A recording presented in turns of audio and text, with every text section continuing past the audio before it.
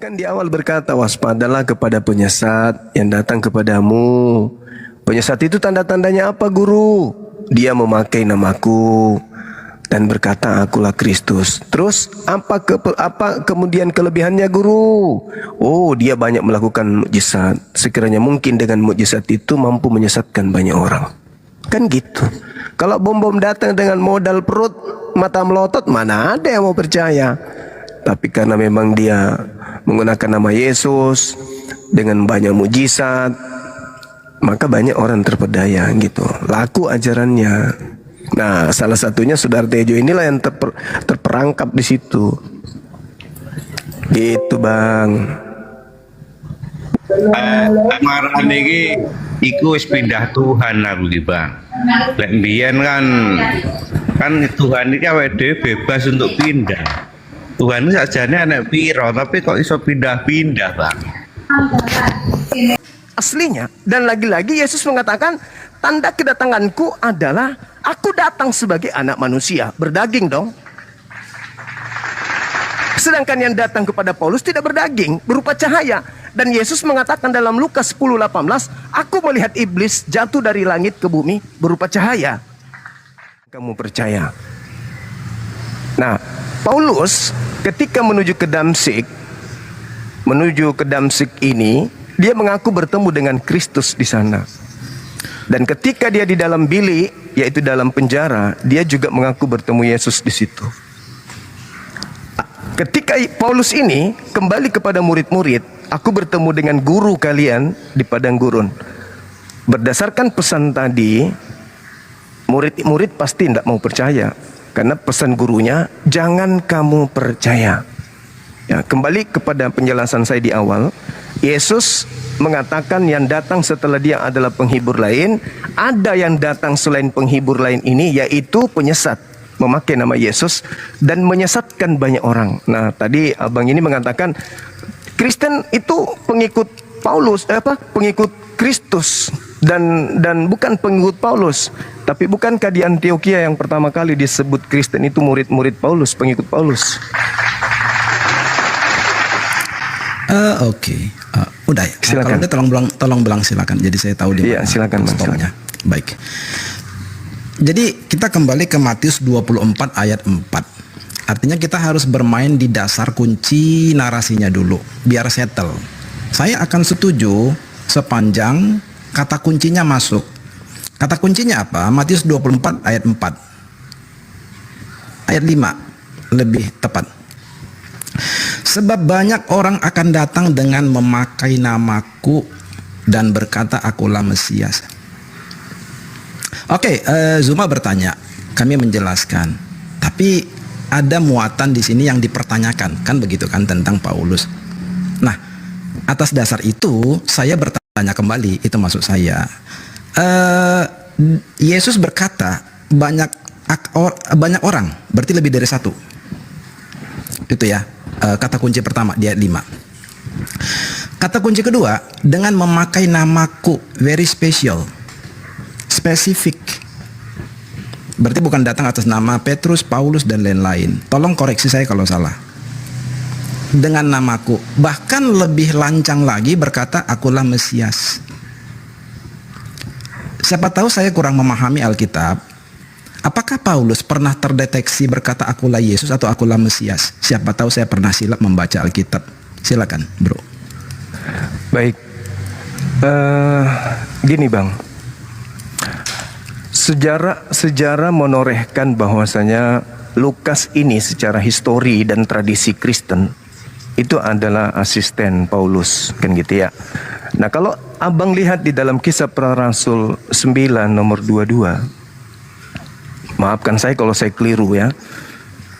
Di situ coba abang ini buka. Di sana itu tidak ada kata Yesus di situ. Kata Yesus itu sisipan Lembaga Bible Indonesia. Dengan kata lain, yang dimaksud Lukas di sana sebagai Kristus itu adalah Paulus. Kemudian yang kedua, di surat daripada Paulus di 1 Korintus 11 nomor 1 juga, di situ terjemahan sesuai dengan original teksnya yang ada ya di Alkitab Sabda. Itu dikatakan, jadilah teladanku sebagaimana aku juga adalah Kristus. Itu surat Paulus. Tapi lagi-lagi lembaga Bible Indonesia mencoba untuk merubah narasi itu. Seakan-akan Yesus di situ, Paulus di situ meneladani Kristus, padahal jadilah teladanku sebagaimana aku juga adalah Kristus. Jadi Lukas mengatakan Paulus adalah Kristus, dan Paulus sendiri mengaku dirinya adalah Kristus. Bahkan ada yang lebih hebat lagi, Bang. Di dalam 1 Korintus 12 nomor 27, ternyata Kristen-Kristen ini juga adalah Kristus. Jadi kena terhadap dalil nasihat Yesus kepada murid yang ada di Bukit Zaitun. Waspadalah agar kalian jangan disesatkan. Kalian di sini adalah orang Yahudi. Sebab banyak penyesat datang memakai namaku. Orang Kristen kemana-mana kan pakai nama Yesus. Menjajakan ibadah minggu, tidak bersunat, makan babi, masuk ke gereja, murtad, dibaptis. Kan nama Yesus yang mereka jual. Mereka akan menyesatkan banyak orang. Mereka ini berarti banyak orang menyesatkan orang lain, kan gitu. Memakai nama Yesus Kristus. Jadi 3 poin ini kena. Pertama, Yesus mengatakan agar kamu jangan disesatkan. Banyak orang datang kepada kamu. Nah, yang datang kepada murid Yesus itu kan Paulus in the gang. Itu satu. Yang kedua, memakai namaku. Paulus dan timnya ketika datang memakai nama Yesus, bertemu dengan Yesus, bla bla bla. Kemudian ketika saudara saya ini mentafsirkan bahwa oh bukan, Paulus harus mengaku Kristus. Yes, Lukas 22, Lukas 9 nomor 22, di situ Lukas mengatakan Paulus itu adalah Kristus. Kemudian Paulus sendiri 1 Korintus 11 nomor 1 juga mengaku Kristus. Bahkan Paulus melantik murid-muridnya, pengikutnya maksud saya. 1 Korintus 12 nomor 27, orang Kristen juga ini adalah Kristus itu sendiri. Semua kena. Nah sekarang kalau misalnya kita bungkus ini dan kita buang, Bang Suma keliru, Bang Suma salah.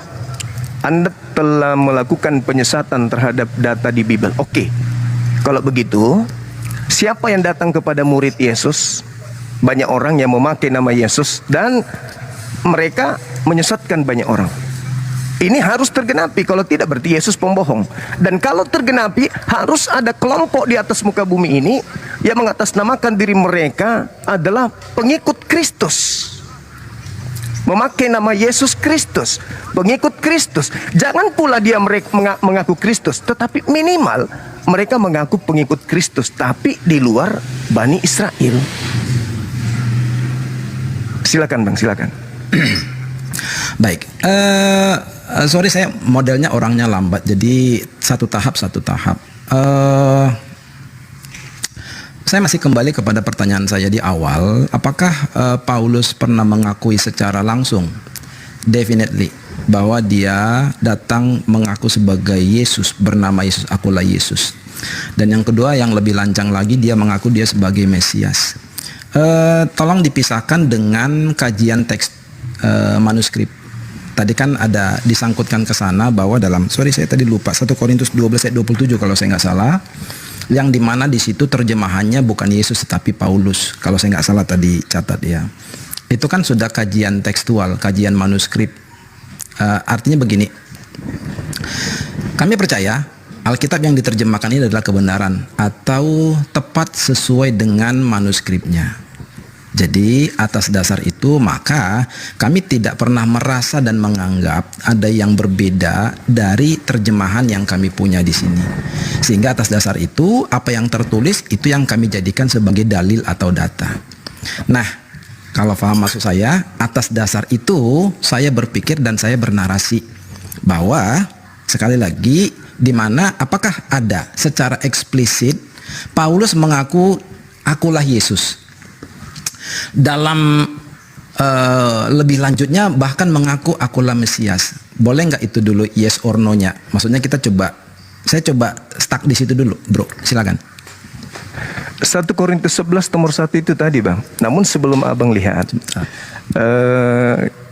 saya harus mengatakan begini, bahwasanya ketika kita bernarasi tentang sebuah keyakinan, maka sentralisasi daripada keyakinan kita ini adalah sumber primernya, bukan terjemahannya, tetapi bagaimana kita mengetahui bahwasanya awal dari pernyataan dari penerjemah itu berasal dari sebuah kata atau kalimat yang mana menjadi sumber penerjemah. Tapi nyatanya, sekali lagi saya katakan, di dalam Lukas 9 nomor 22 di situ tidak ada nama Yesus. Artinya original teksnya tidak menyajikan bahwa Kristus yang dimaksud di situ Yesus. Kan itu sederhananya, Bang. Tapi ketika masuk ke Indonesia dengan misi tertentu yang tadinya tidak nama Yesus dijadikan nama Yesus, sehingga interpretasi daripada orang-orang Indonesia memahami itu ya yang dimaksud Kristus di situ Yesus. Bukankah itu adalah sebuah masalah besar? Itu yang pertama. Yang kedua, di dalam 1 Korintus 11 nomor 1 itu pun itu tidak ada meneladani, kata meneladani itu nggak ada. Di situ jelas dikatakan, jadilah teladanku sebagaimana aku juga Kristus. Kalaupun itu dinafikan, tidak dianggap, oke. Lalu kenapa dalam 1 Korintus 12 nomor 27 Kristen-Kristen ini juga disebut sebagai Kristus? Semua kena pada sasaran di mana Yesusnya sendiri mengatakan kewaspadaan itu agar mereka waspada, agar mereka kemudian was-was, berhati-hati kepada penyesat yang datang memakai nama Dia dan berkata, akulah Kristus. Semua kena. Paulus mengaku Kristus kena, membawa nama Kristus kena. Ketika di padang gurun mengaku Kristus juga kena. Di dalam bilik penjara mengaku bertemu Yesus sampai dia menulis Bible-nya juga kena. Jadi sulit bagi saya sebagai seorang Muslim untuk kemudian menjadi murid dari saya mengatakan Tuhan keluar dari kubur juga enggak kena. Satu-satunya adalah makhluk yang keluar dari kubur. Sulit bagi kami Muslim untuk menerima sebagai muridnya. Seperti itu, Bang.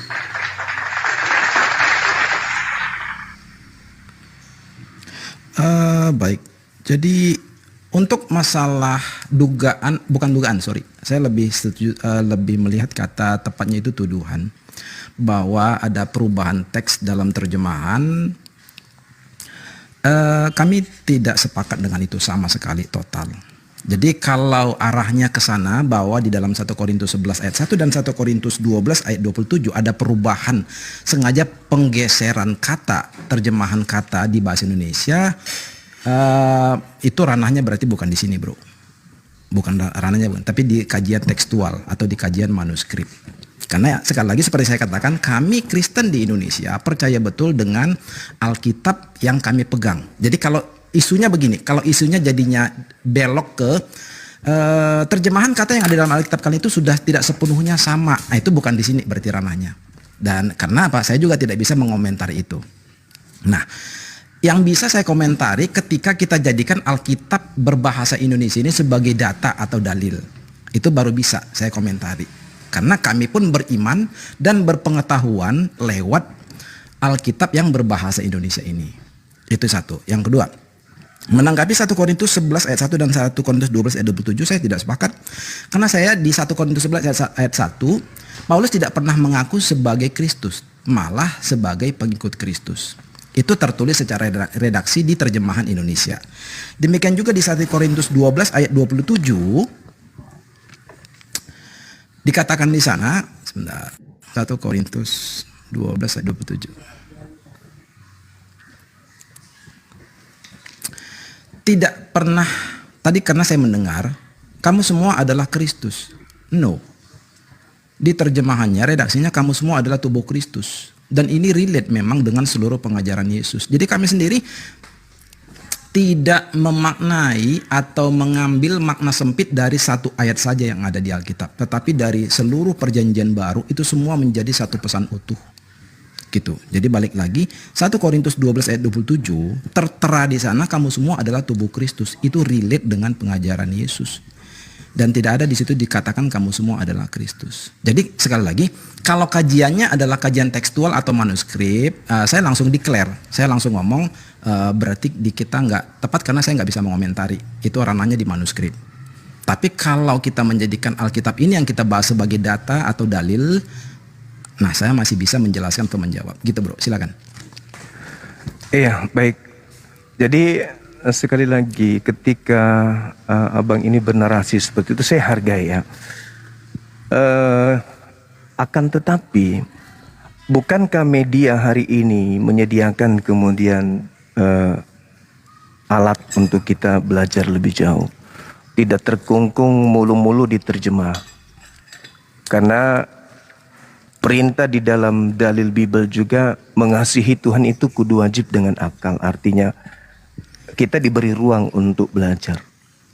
Nah kalau kita nggak sanggup menerawang sampai kepada manuskrip, minimal kita bisa melihat di Alkitab Sabda. Oh toh ternyata di sana memang betul tidak ada kata Yesus itu kan gitu. Nah lalu kemudian ketika saya mengatakan bahwasanya Paulus menyatakan bahwa Kristen pengikutnya ini adalah Kristus. Karena gini, Yesus itu disebut sebagai anak Tuhan. Galatia 3 nomor 26 juga Kristen juga disebut sebagai anak Tuhan. Bukan lagi hamba Tuhan tapi anak Tuhan. Lalu Galatia 3 nomor 27, Kristen ini memiliki sifat-sifat Kristus. Dan setahu saya seorang anggota polisi pasti adalah polisi. Di situ dikatakan engkau adalah anggota Kristus. Berarti saudara-saudara saya dengan sadar mereka ini adalah anggota Kristus. Levelnya naik, bukan lagi hamba Tuhan tapi anak Tuhan, kan begitu. Dan itu disadari, Kristen rangkul konsep itu. Bahwa memang kami bukan lagi hamba Tuhan, kami adalah anak Tuhan. Dengan demikian berarti kan mengaku Kristus kan gitu. Meskipun Kristus itu memang tidak layak untuk dinobatkan kepada saudara Kristen, karena Kristus itu kan gelar kepada orang yang diurapi Tuhan bagi kalangan Bani Israel. Nah kembali kepada Lukas ya, Kisah Para Rasul 9 nomor 22 di situ kan jelas tidak ada nama Yesus di situ, tapi di terjemahan ini disisipkan dan itu bisa dilihat bukan di manuskrip, bisa dilihat kemudian di Alkitab Sabda. Terjemahan lama, terjemahan baru, terjemahan Sliber dan seterusnya. Itu nampak jelas dalam original teksnya tidak ada kata Yesus di situ. Ya kecuali kalau saudara tidak mau tahu yang penting Yesus adalah Kristus, ya itu bukan ranah saya. Saya kan statusnya cuma bertanya aja. Bahwa ketika amanat agung itu datang untuk kami menjadi murid Kristus yang keluar dari kubur ini, ya kami perlu bertanya sebelum kami keluar dari agama kami ini kan gitu. Dan ternyata Yesus mengatakan kepada muridnya, waspada kepada penyesat yang datang pada kalian memakai namaku dan berkata akulah Kristus. Satu-satunya agama di atas muka bumi ini yang keliling membawa nama Yesus Kristus itu Kristen. Dan kalau ternyata bukan Kristen yang dimaksud, lalu orang banyak yang memakai nama Yesus sebagai penyesat itu mana? Yang datang kepada murid Yesus pada kali itu. Sedangkan kelompok di luar Yahudi yang berinteraksi langsung dengan Yahudi itu adalah orang-orang Kristen. Cikal bakal yang menjadi Kristen nantinya itulah yang datang kepada murid-murid Yesus. Nah, apakah Kristen memakai nama Yesus? Ya. Mengatakan Yesus itu Kristus? Ya. Bagaimana dengan konsep menyesatkan banyak orang? Nah, tanya kepada saudara Kristen. Apakah Kristus itu Tuhan bagi Bani Israel? Apakah Kristus menurut Kristus itu adalah Tuhan bagi Kristus itu sendiri? Lalu kita mengambil kesimpulan, Kristen kok menuhankan Kristus? Sementara sekian banyak gelar daripada sembahan orang Yahudi tidak ada yang bergelar Kristus. Yesus pun sibuk mengajarkan orang-orang Yahudi menyembah kepada Tuhannya, yaitu Elohim. Tapi giliran Kristen ketika ada pengajaran yang dibawa oleh Paulus dan temannya, ya Kristen seketika menyembah kepada Kristus ini. Begitu bang. Karena selain abang, kami pun adalah sasaran tembak daripada misi kekristenan. Abang sudah masuk, kami belum. Orang tua abang tadinya yang masuk, kami belum. Nah kami mempertahankan diri dengan pola dasar kerangka berpikir itu tadi. Siapa dia yang keluar dari kubur ini? Kalau Yesus sendiri mengatakan, aku pergi dan yang datang adalah oknum lain. Seperti itu bang, silakan. Oke, baik. sepertinya ini kan subtopiknya kan ada beberapa cabang sekaligus.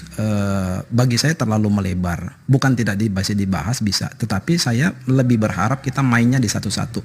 Satu tahap, selesai lanjut ke tahap berikutnya.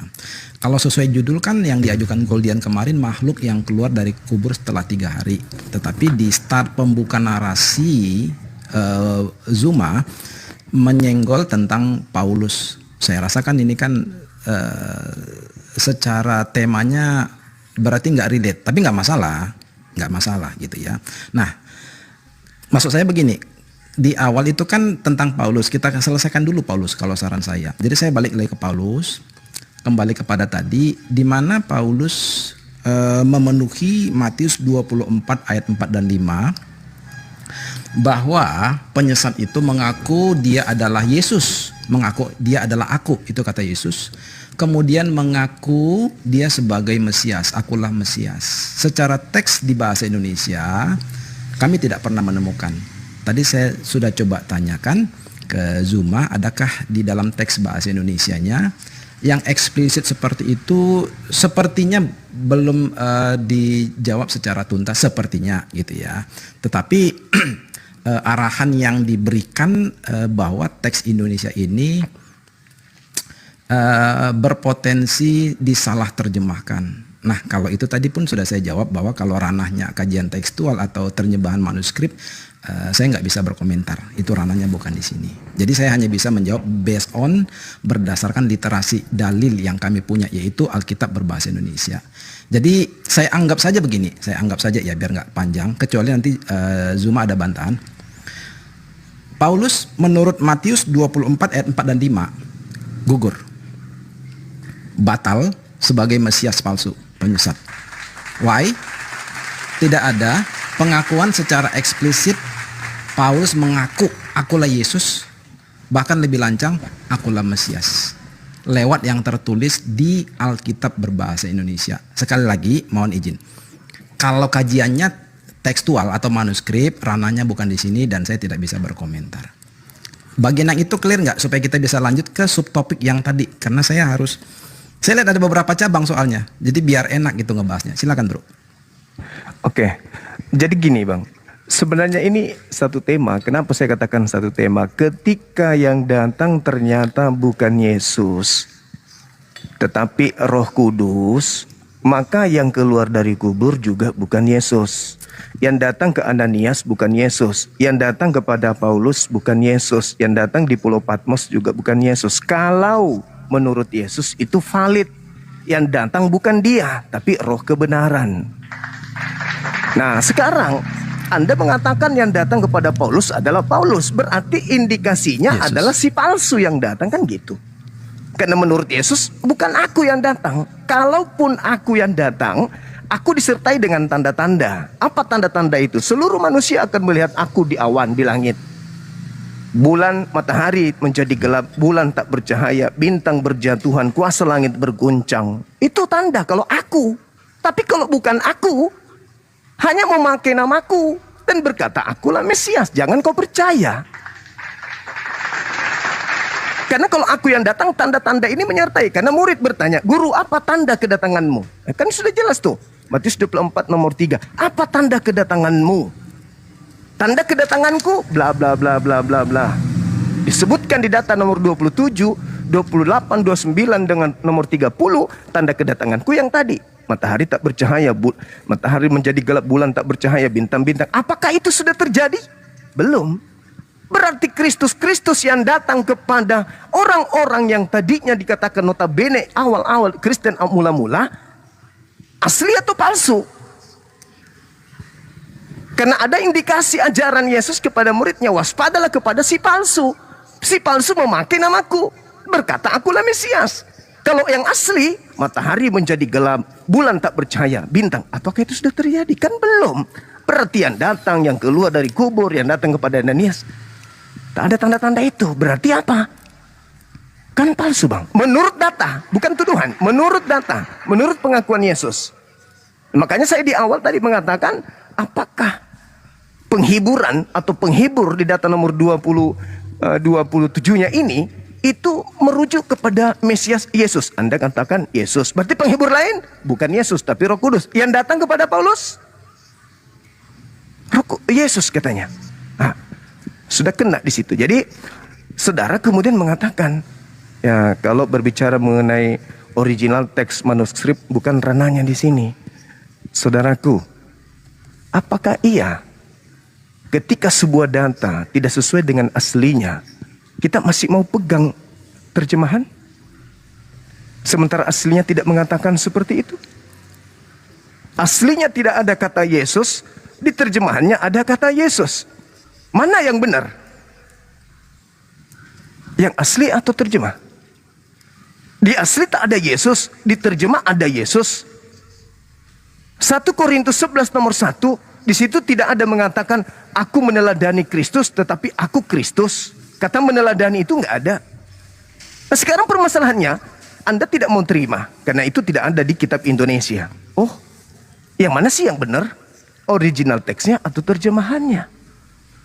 Atau jangan-jangan alasan yang saudara saya bangun ini adalah efek dari percaya kepada si penyesat tadi. Maaf, saya bertanya, apakah cara Anda berdiskusi dan mengulas dan mematahkan argumentasi saya ini itu adalah akibat daripada Anda percaya kepada si palsu yang datang memakai nama Yesus, menyesatkan banyak orang, dan salah satu orang yang disesatkan itu, mohon maaf, mungkin saudara, karena Anda lebih percaya kepada terjemah daripada ori. Maaf nih, saya berbicara seperti itu karena ini alur daripada diskusi kita. Silakan. Oke, khusus mengenai yang terakhir, saya jawab langsung. Hapuskan Paulus dari Alkitab kami tetap menjadi orang yang percaya kepada Yesus. As simple as that, sesederhana itu. Oke, baik. Oke, sekarang tolong tunjukkan kepada saya pengakuan Yesus kalau dia diutus kepada non-Israel. Oke, baik. Jadi sekali lagi ya supaya kita bertahap karena gini bro, di bawah kita ini kan ada penonton-penonton juga, baik Kristen maupun Islam. Jadi supaya mereka juga bisa mengikuti per subtopik dan kesimpulan dari setiap subtopik. Jadi di kita rapi, di bawah juga rapi. Berarti poin pertama tadi Paulus penyesat, mengaku Yesus, mengaku Mesias sudah gugur ya, karena di bahasa Indonesianya tidak dapat ditunjukkan. Yang kedua, saya masuk nih isu yang saya bahas. Kalau saya ada yang kelewatan mohon dikoreksi ya, mohon diingatkan. Kalau saya ada yang kelewatan, karena saya harus nyatat isunya satu. Jadi saya membahasnya based on isu yang muncul. Saya mainnya dari situ. Tadi ada beberapa isu, tetapi yang akhirnya yang saya catat jadinya yang terakhir barusan diucapkan. Tanda kedatangan Yesus versus Yesus ketemu Paulus di Kisah Para Rasul 9. Kalau saya nggak salah, isunya itu. Bahwa dibenturkan tanda kedatangan Yesus, matahari akan menjadi gelap, bulan menjadi darah, dan lain-lain. Itu dibenturkan dengan perjumpaan Yesus menemui Paulus di Kisah Para Rasul 9. Kalau saya nggak salah ya, itu nggak dapat. Kenapa? Karena Yesus menemui Paulus di Kisah Para Rasul 9 bukan dalam status kedatangan atau the second coming, kedatangan yang kedua, bukan.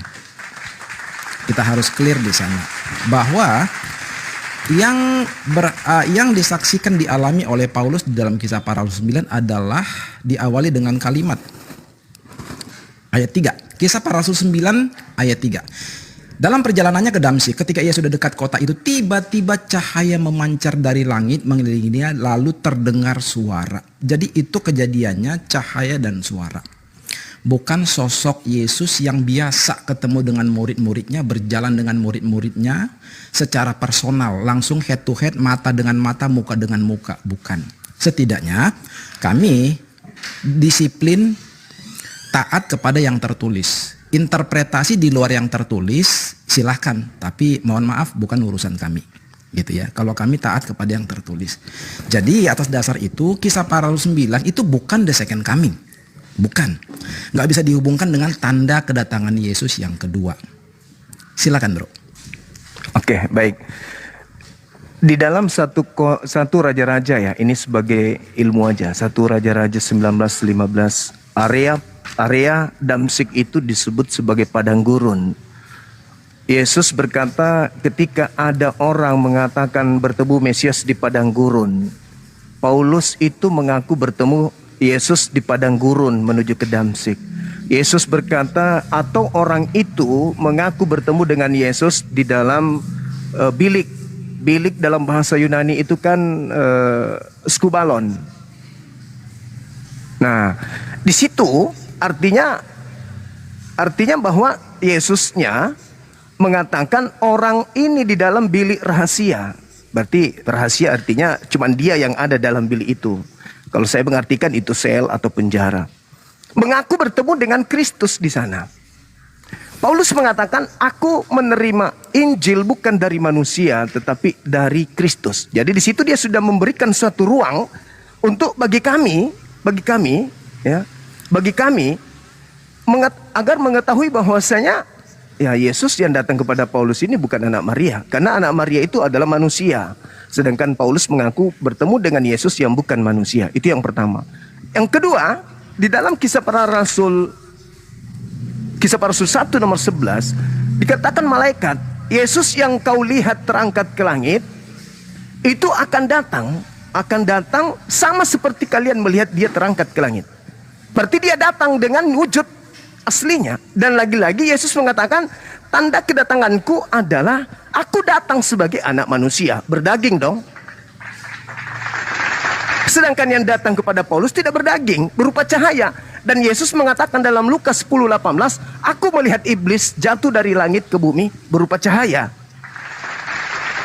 Kalau Yesus yang datang berupa anak manusia, yang datang kepada Paulus bukan anak manusia. Apakah iblis itu berupa manusia? Bukan. Manusia berupa roh. Yes, iblis berupa roh. Ya. Yang datang kepada Paulus hanya cahaya dan juga suara. Itu satu. Kemudian ketika saudara mengatakan bahwasanya tidak ada poin yang harus saya selesaikan di situ. Ada bang. Saya kan tadi di awal bertanya, mana yang betul? Terjemahan atau original teksnya? Kan itu poinnya. Yang betul yang mana? Original teksnya atau terjemahan? Contoh aja dulu. Coba Anda lihat kalau Anda ada HP di situ di Alkitab Sabda. Alkitab Sabda, kemudian paralel Kisah Para Rasul 9:22. Di situ kita tidak akan temukan kata Yesusnya dalam bahasa Yunani. Tidak ada kata Yesus. Berarti itu murni sisipan di dalam terjemah Indonesia. Sekarang pertanyaannya, ketika saudara mengatakan, kami nggak peduli, kita tidak berurusan dengan itu. Yang kami tahu di dalam kitab yang kami gunakan bahasa Indonesia, ya begitu adanya. Sekarang muncul pertanyaan, bagi orang yang cinta terhadap ilmu, mana yang betul? Terjemahan atau original teksnya, kan gitu. Yang mana yang mendekati kebenaran? Yang mana yang harus dijadikan sebagai rujukan? Terjemahan atau original teksnya? Itu masalah besar. Kalau Anda mengatakan itu bukan masalah, bagi kami itu masalah besar. Karena tidak sesuai dengan asli yang tertulis. Tapi ada penambahan yang tidak sesuai dengan yang tertulis. Bisa jadi 50 tahun ke depan ada lagi penambahan. Karena ternyata tidak berpacu kepada ori. Itu saudaraku. Jadi itu satu masalah yang harus dituntaskan. Kalau kita ingin menjadikan seluruh bangsa menjadi pengikut dia yang keluar dari kubur pada hari ketiga ini, ya kita harus menyiapkan senjata-senjata kita untuk menangkis semua serangan yang datang. Katalah kepada penyesat, penyesatnya datang memakai nama siapa? Yesus Kristus. Yang datang kepada Paulus mengaku siapa? Siapakah engkau Tuhan? Akulah Yesus. Kata Yesusnya waspada kepada siapa? Kepada Yesus. Kan itu poinnya. Banyak orang akan disesatkan. Mana banyak orang itu? Ya untuk sementara ini kan tidak ada kandidat lain, ya Kristen. Karena Yahudi, Kristen beda. Dua kelompok yang berbeda. Yahudinya mendapatkan pesan agar jangan percaya kepada kelompok yang datang kepada mereka. Yang datang kepada mereka kan Kristen. Seperti itu abang, silakan. Baik. Saya sekali lagi ini ya, bersandar karena dalam pemahaman saya tadi itu cukup melebar walaupun mungkin dianggap berkaitan, it's okay sih. Cuman saya tetap menanggapin itu tetap berpatokan kepada Kisah Para Rasul 9 ayat 4 bahwa ayat 5 tapi saya bacakan dari ayat 4. Ia rebah ke tanah dan kedengaranlah olehnya suatu suara yang berkata kepadanya, Saulus, Saulus, mengapakah engkau menganiaya aku? Jawab Saulus, siapakah engkau Tuhan? Katanya, akulah Yesus yang kau aniaya itu. Jadi di sini Yesus mengakui langsung, akulah Yesus yang kau aniaya itu. Cuma kan kita kan berbeda di sini. Kalian menganggap itu bukan Yesus, itu kesaksian Paulus. Tidak ada yang tahu, tidak ada yang dengar seperti itu. Siapa yang bisa memastikan, siapa yang bisa membuktikan? Kalau arahnya ke sana, saya pribadi no comment, nggak ada komentar. Kenapa? Ya artinya kita sudah terbagi dua, believer dan unbeliever, orang percaya dan orang tidak percaya. Tapi kalau saya yang ditanyakan, ini kan supaya clear, posisi kita kan selalu Zuma datang bertanya dan saya menjelaskan iman saya. Iman saya pun seperti yang sering saya sampaikan di sini, sedikit tambahan saja, keluar sebentar. Saya beberapa kali deklar di room saya ini sama teman-teman bahwa kami Kristen ini nggak punya pengetahuannya sama sekali. Even saya yang ngomong ini nggak punya pengetahuannya. Saya punya pengetahuannya dari mana? Ya dari Alkitab. Gitu. Jadi apa yang kami baca secara jujur ya, tanpa tendensi macam-macam, apalagi penolakan khususnya. Nah rata-rata akan membacanya dan mengertinya seperti itu. Gitu ya. Jadi balik lagi, siapa yang ketemu sama Paulus di sana? Yesus sendiri declare di ayat 5-nya. Dan itu bukan the second coming. Bukan peristiwa kedatangan Yesus yang kedua. Nggak bisa dikaitkan ke sana karena tidak masuk. Itu adalah pertemuan khusus dan untuk tujuan khusus seperti yang saya sampaikan di awal. Yaitu kemungkinannya adalah untuk memilih Paulus menjadi the next apostle atau rasul berikutnya. Kemudian dikaitkan tadi dengan apa tadi, Zuma karena agak melebar. Jadi saya coba pegang konsentrasi topiknya apa, isunya di mana, saya tetap mainnya di sana gitu ya.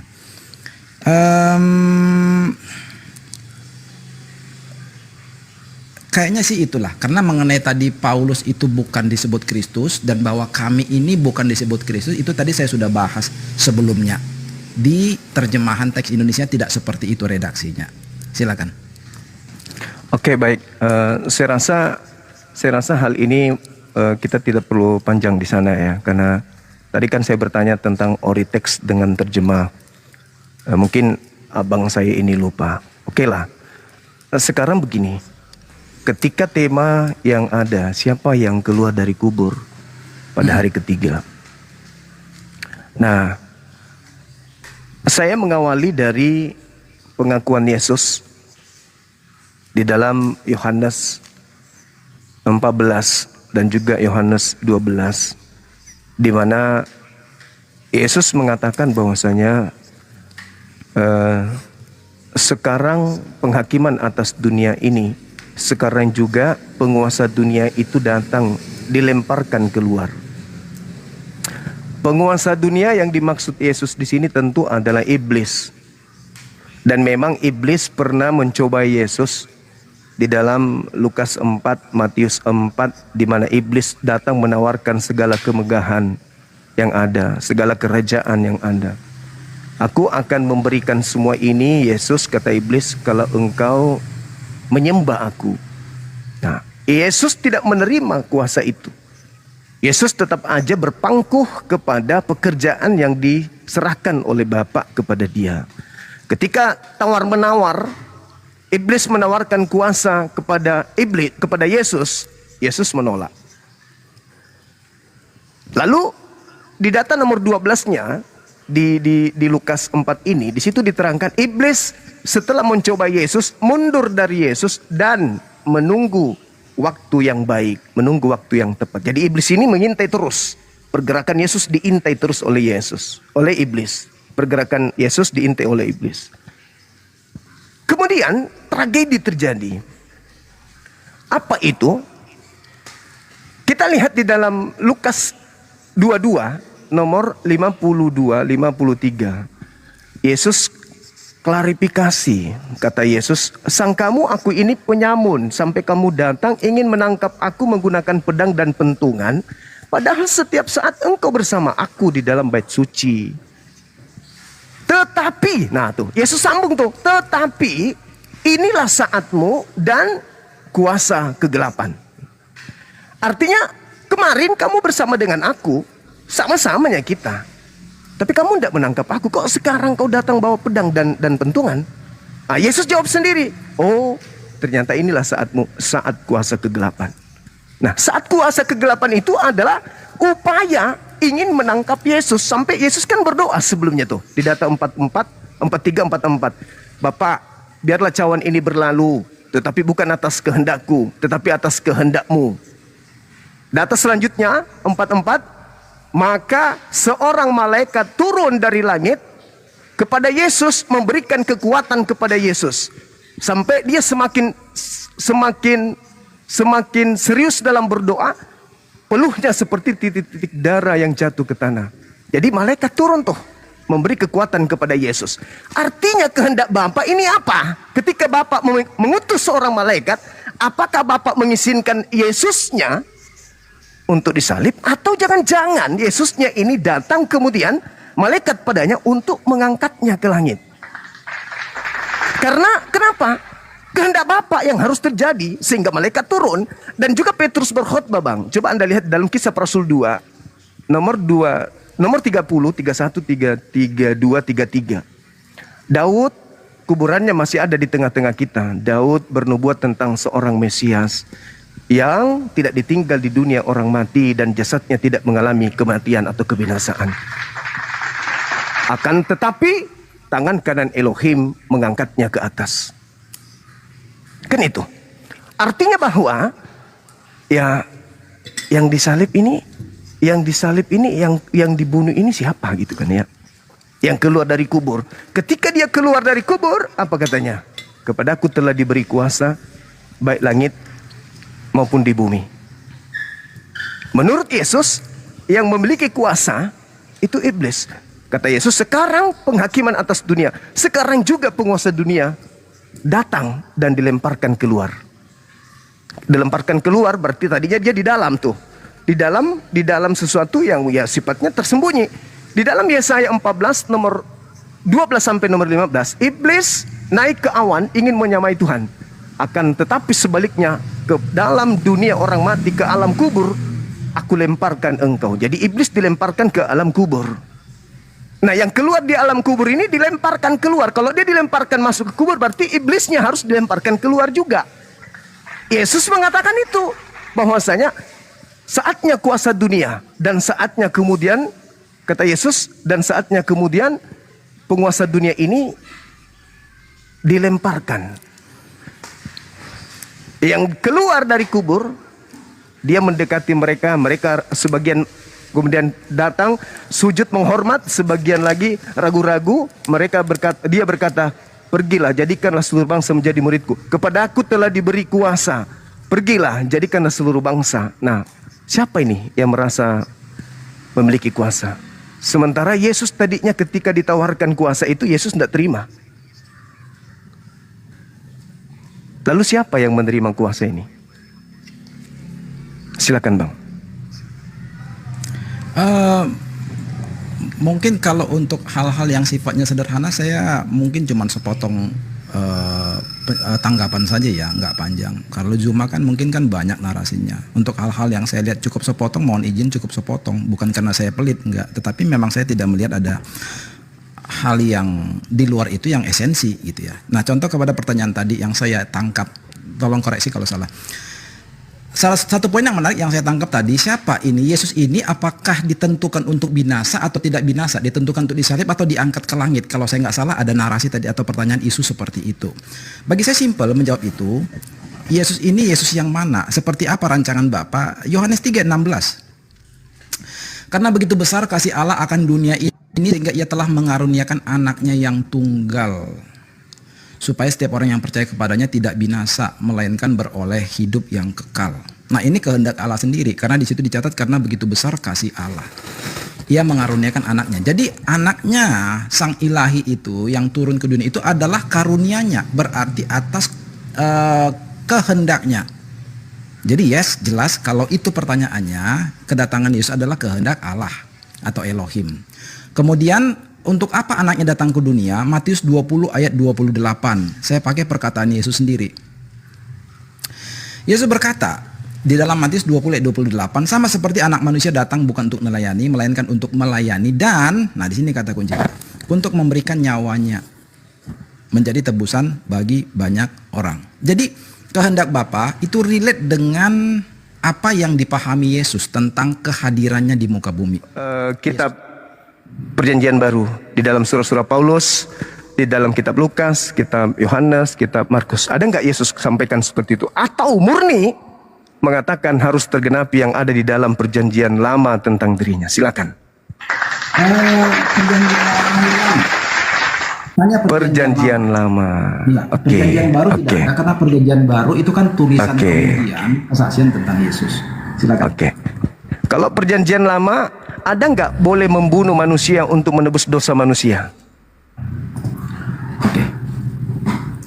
Sebentar ya.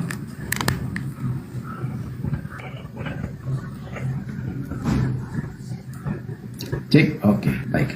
Berarti giliran saya ya yang menanggapi ya. Tadi karena pertanyaan singkat, saya langsung jawab singkat bahwa di dalam perjanjian baru Yesus tidak pernah declare dia menggenapi perjanjian baru, karena perjanjian baru adalah tulisan kemudian. Jadi Yesus nggak mengacu ke sana, dan salah kalau bicara tentang Yesus mengacu parameternya di perjanjian baru, karena perjanjian baru itu penggenapan, bukan parameter. Gitu. Seperti itu ya. Nah, sekarang kita masuk kepada pernyataan Yesus yang ada di Lukas 24 ayat 44. Tapi nanti kita baca ayat 45. Jadi kita bisa memahaminya secara luas. Apa yang terjadi di sana? Better saya bacakan saja. Lukas 24 ayat 44 dan 45. Ia berkata kepada mereka, "Inilah perkataanku yang telah kukatakan kepadamu ketika aku masih bersama-sama dengan kamu, yakni bahwa harus digenapi semua yang ada tertulis tentang aku." Jadi sampai situ dulu, ya saya setuju, dan memang seperti itu bahwa Yesus itu menggenapi yang tertulis tentang dia. Di mana? Di kitab ke depan? Bukan. Itu nggak bisa. Makanya kalau Yesus tidak mungkin digenapi di perjanjian baru, lebih tidak mungkin lagi digenapi di Al-Quran. Itu clear. Karena kita harus konsisten secara logiknya. Harus konsisten. Jadi kalau perjanjian baru, sama-sama kita sekarang, sebentar ya Bang, sebentar aja.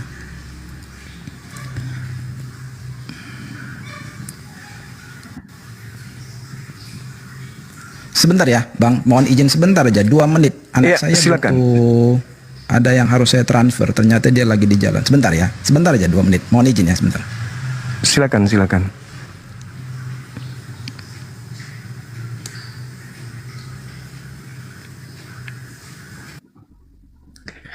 Jadi teman-teman, waktu ini saya ingin gunakan ketika saudara kita mengatakan kalau di perjanjian baru itu tidak, apalagi di Al-Quran, itu sebenarnya pernyataan putus asa itu ya teman-teman ya.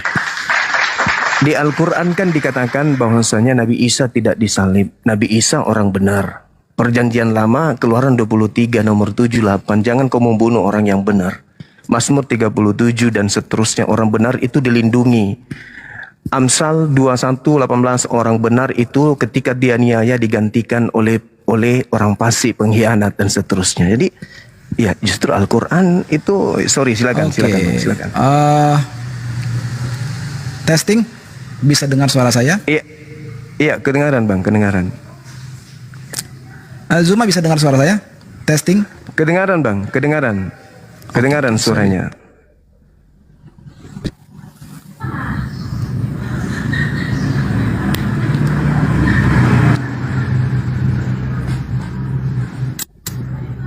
Cek tes. Oke. Tolong ini bro, testing. Iya, suaranya kedengaran Bang. Oke, baik. Sorry ya teman-teman, dan teman-teman yang di sini tadi saya ada sebentar tadi interupsi urusan dengan anak saya di luar. Sorry ya. Jadi saya balik lagi. Ya, yang tertulis berarti sudah tertulis, bukan akan ditulis. Atas dasar itu, maka perjanjian baru bukan penggenapan Yesus. Apalagi setelah perjanjian baru, termasuk Al-Quran, bukan penggenapan Yesus sama sekali. Ya, kalau kita bermain di logikanya. Nah, jadi yang tertulis apa? adalah tulisan yang sudah lampau. Apa tulisan yang sudah lampau? Kita masuk kembali ke ayat 44. Yesus berkata di sana, tertulis tentang aku dalam kitab Taurat Musa, kitab nabi-nabi, dan kitab Mazmur. Oke. Nah, saya lanjut dulu ke ayat 45, baru nanti saya bedah di kitab-kitab tersebut.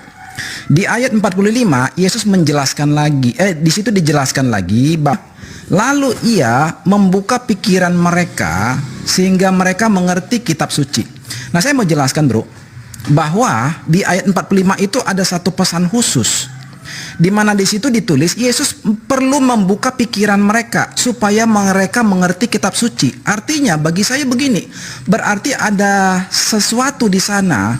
Kalau Yesus tidak membukakan lagi, tidak menjabarkan lagi, atau tidak memberikan pengertian apa sih maksudnya, ada kemungkinan murid-murid itu tetap tidak akan mengerti. Itu pemahaman saya kalau membaca ayat 45. Why? Nanti kita buka di ayat 44 di kitab-kitab yang disinggung oleh Yesus tersebut. Jadi kata kuncinya sekali lagi, Yesus perlu membukakan pikiran mereka supaya mereka mengerti apa yang tertulis tentang dia di kitab-kitab yang disebutkan Yesus di ayat 44. Kita harus clear di sana. Nah, ya. Nah, sekarang saya masuk ke ayat 44. Tertulis di mana? Kitab Taurat Musa,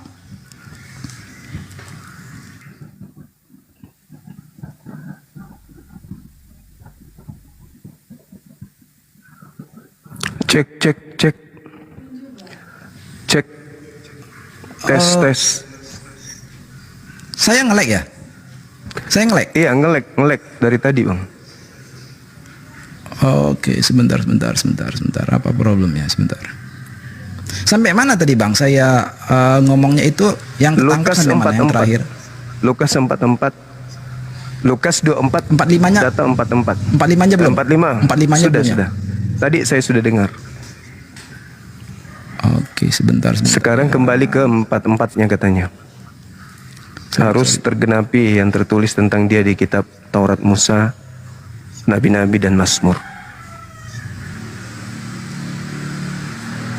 Ya, ini kenapa ya? Tampilan saya nggak muncul loh. Ada, cuman nggak gerak. Nge-lag dia, Bang. Betul. Saya juga diinfo sama istri saya. Gambar saya stuck, pertanda saya nge-lag. Tapi suara bisa dengar ya? Iya, kedengaran suaranya. Nah, ini gimana ya? Ini persoalan teknis ini soalnya. Ini sudah di luar pembahasan soalnya. Nggak paham saya. Saya coba matikan kamera. Sekarang saya coba nyalakan lagi. Nah, Iya, sudah. nge-lag nggak? Sebentar. Testing. Enggak, udah bagus. Udah bagus, Bang, udah mulut bagus, Bang. vokal gerakan Udah mulut bagus, sama udah dengan bagus. ini ucapan. Oke. Iya. Sorry ya, ini teknis ya teman-teman, bukan saya ini ya. Iya, Ini teknis soalnya. Kalau teknis nggak ada obatnya, nggak ngerti saya. Gitu ya. Oh, di ayat 45 kayaknya tadi belum ya. Saya ulangi lagi 45 ya. Jadi di ayat 44, 45. Bang. Tadi kedengaran 45.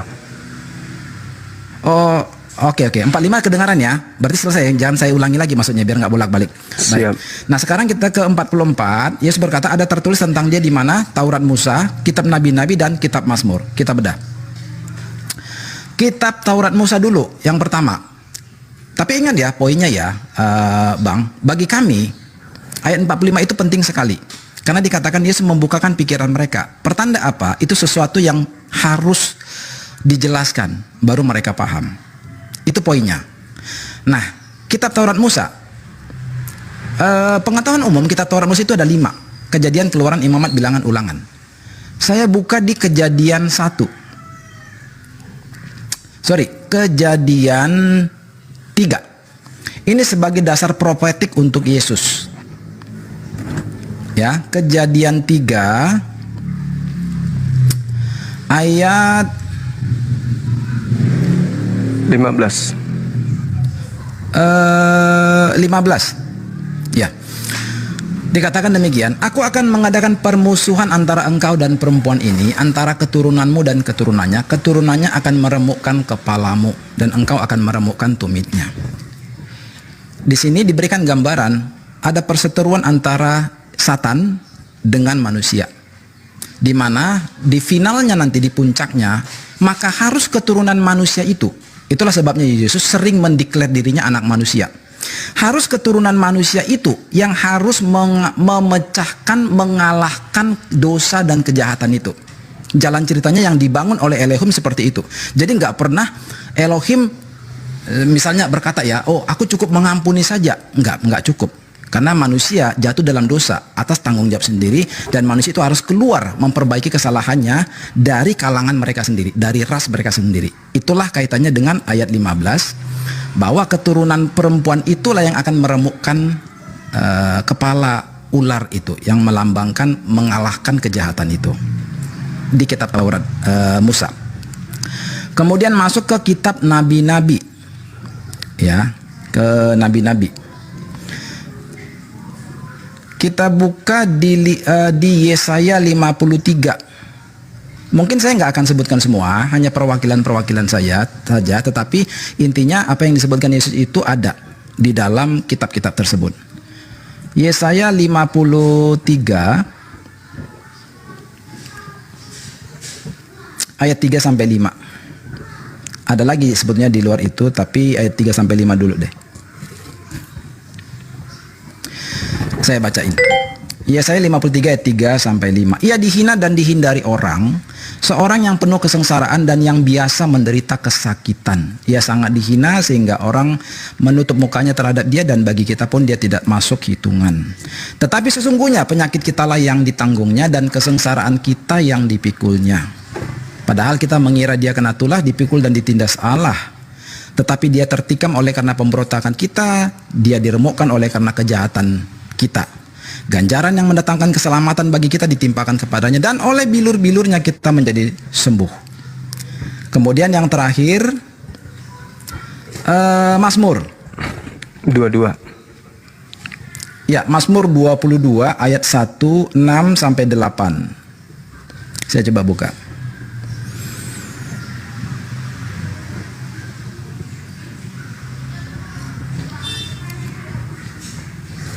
Mazmur 22 ayat 1.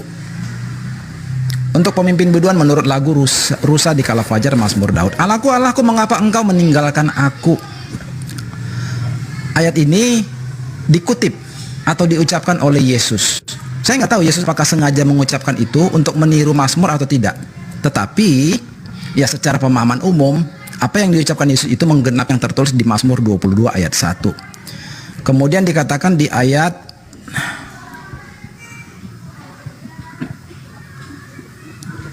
sebentar ya, mungkin itu ya, Mazmur 22 ayat 1.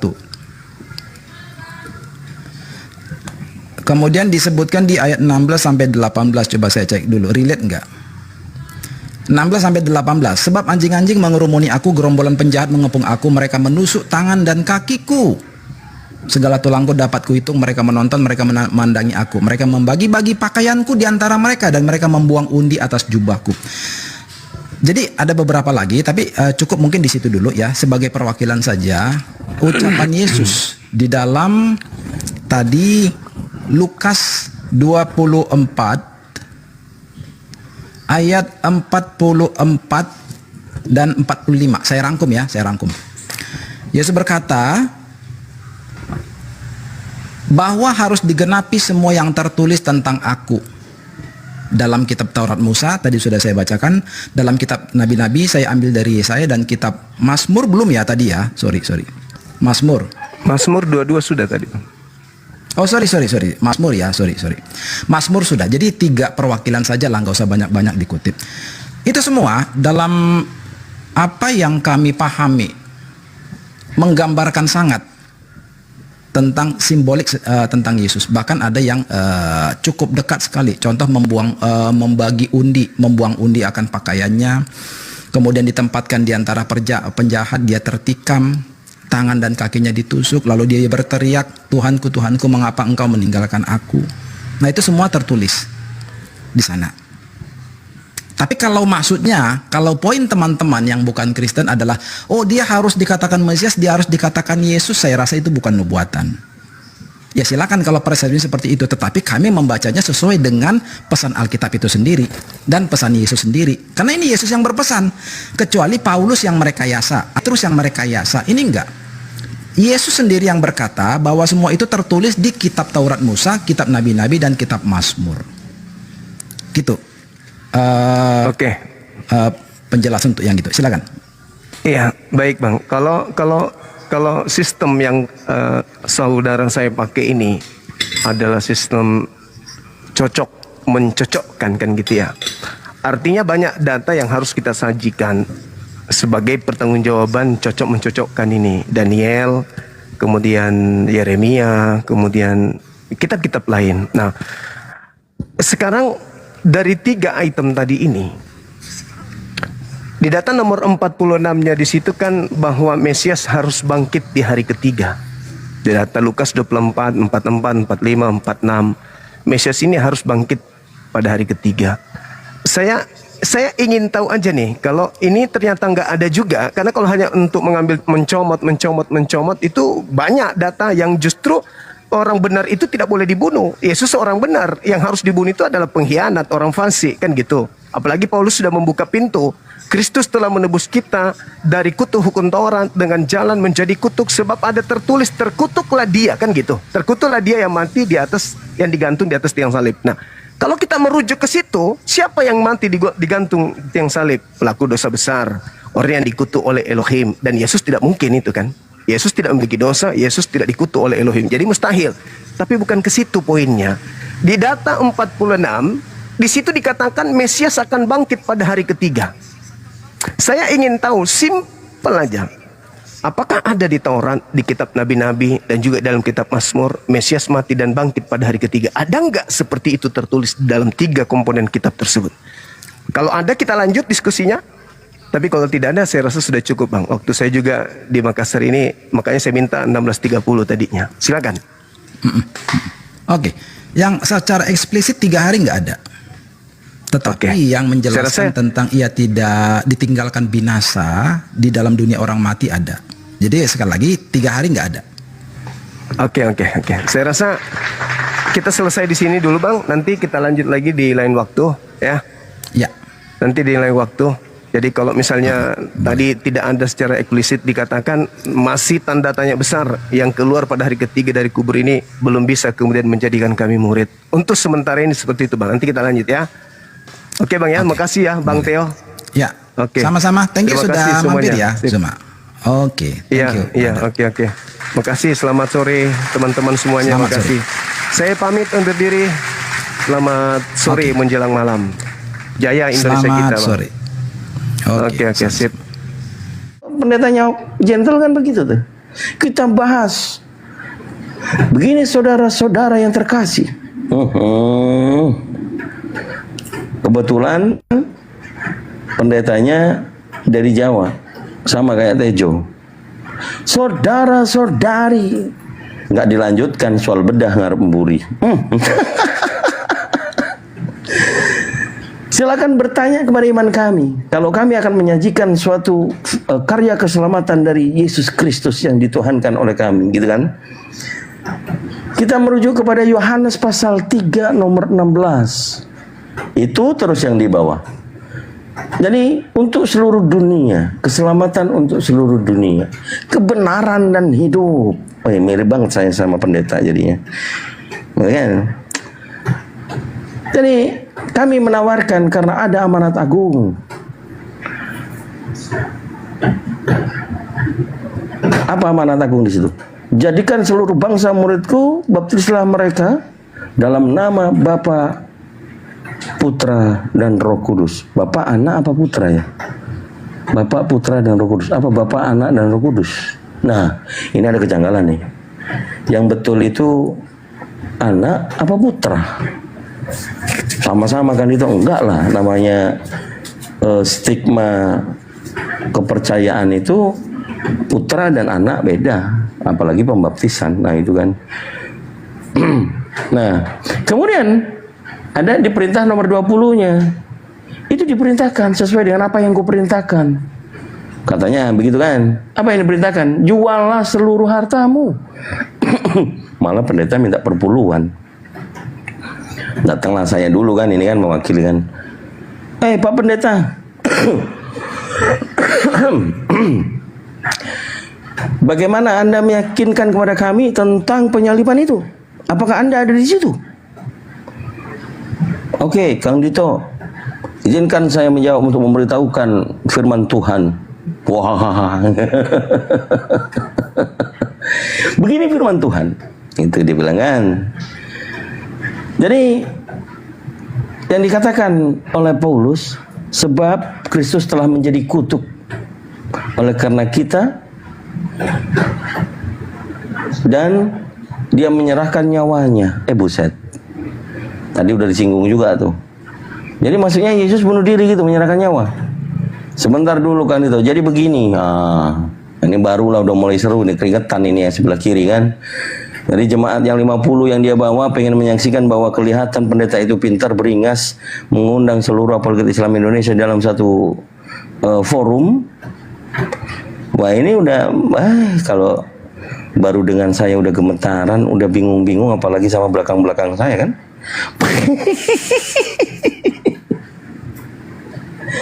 Jadi yang menarik pastinya itu tidak akan terjadi. Tidak akan terjadi. Saya bisa nge-share sesuatu buat teman-teman semuanya Iwan Villa ya. Setiap minggu atau peribadatan pasti ada yang disebut dengan kesaksian. Ada orang, katakanlah domba yang sudah terperangkap. Contohkan namanya, dia mengaku-ngaku sebagai Islam. Kemudian dia mendapatkan penglihatan katanya, masuk dibaptis jadi orang Kristen misalnya. Nah ini terus orang ini akan setiap hari Minggu diundang untuk kesaksian. Atau ada yang mengatakan dalam mimpi begini begitu begini begitu. Jadi mohon maaf, saya tidak ada tendensi ya, tapi yang saya lihat, yang saya pernah alami, hanya mendengarkan kesaksian kurang lebih 5 orang. Saya sampai berpikir, kalau orang kesaksian di gereja, apakah dia tidak bayar? Loh, kok dibayar ternyata? Buset.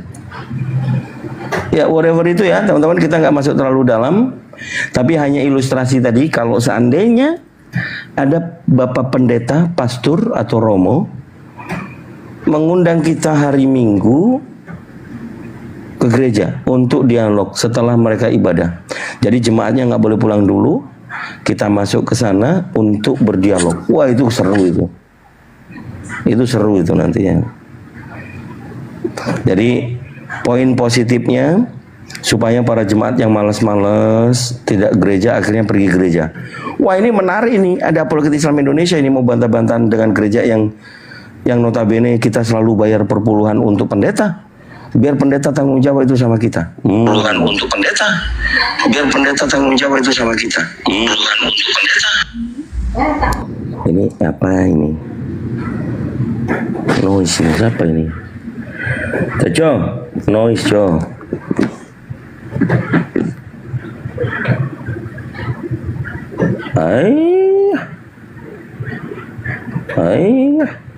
Ada Pak Rudi Toraja dulu, aku mau sapa. Selamat sore. Selamat malam, Pak Rudi. Selamat malam.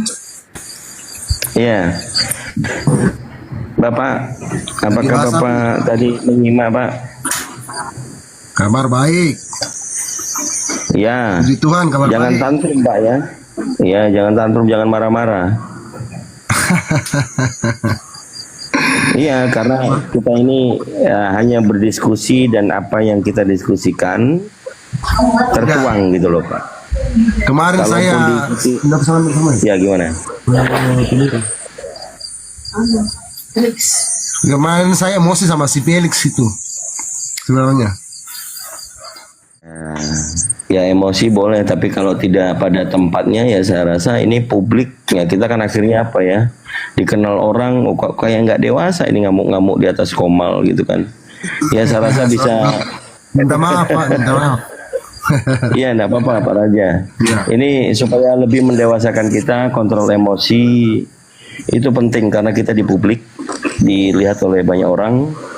Kalau marah-marah pun hanya sebatas bukan marah ke manusianya, tapi bagaimana cara menjawab argumentasi yang harus dibantah dengan data gitu ya, bukan kemudian marah-marah ke orang yang berbicara. Ya gitu betul kan. bang, betul. Ape. Apa-apanya? Apa-apanya? Tapi iki orang ngamuk-ngamuk sampean gue, lek ngomong diskusi sing apik gak usah ngamuk-ngamuk. Emang aku pernah ngamuk sama Tejo? Ya ora karo aku, enggak enak pas kae dah ngamuk karo wong kae.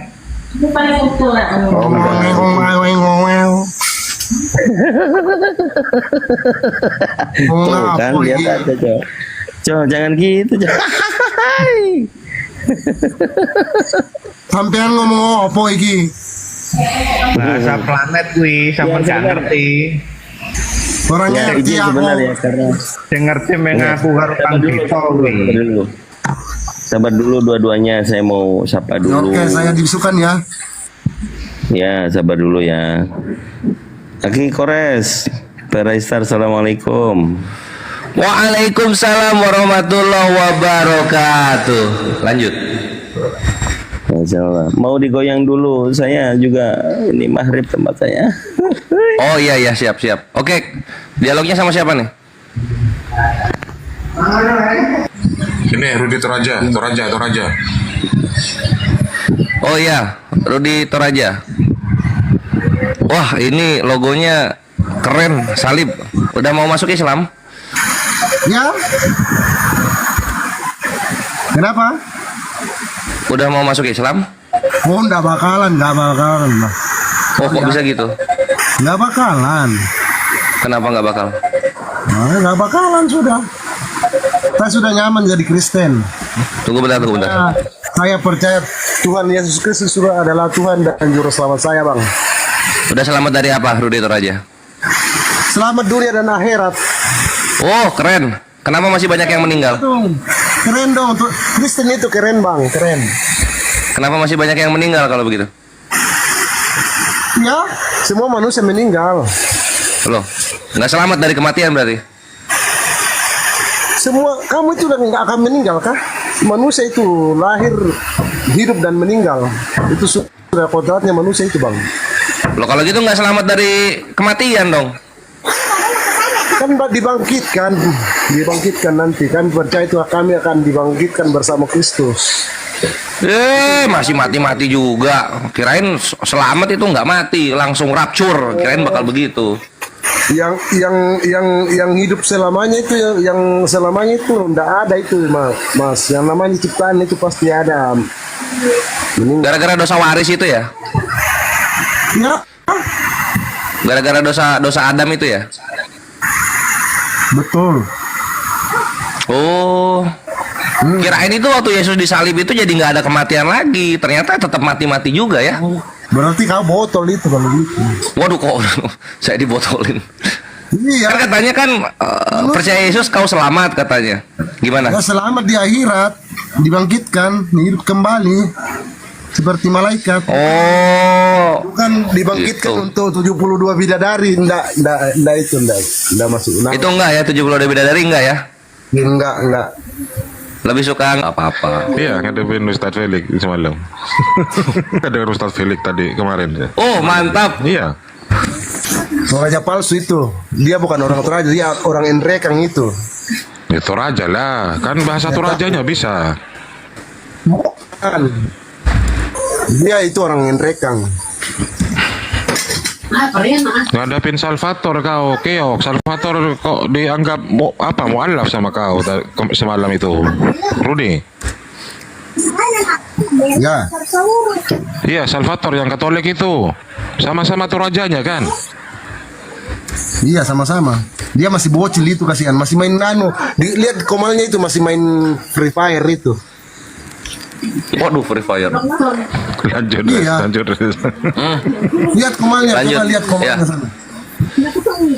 Jadi di kejadian nomor 2, maka anak-anak Allah melihat bahwa anak-anak perempuan manusia itu cantik-cantik, lalu mereka mengambil istri dari antara perempuan-perempuan itu siapa saja yang disukai mereka. Kayak mana ini malaikat-malaikatnya ini kok kawin-kawinin manusia? Katanya nggak kawin jadi malaikat. Ini kawin dia. Nah terus masalah buat lo? Ya, masalah lah. Ya, ya sudah, masalahmu sendiri. Jadi mending kawin sama anak Allah daripada kawin sama bidadari. Tunggu ada telepon lagi.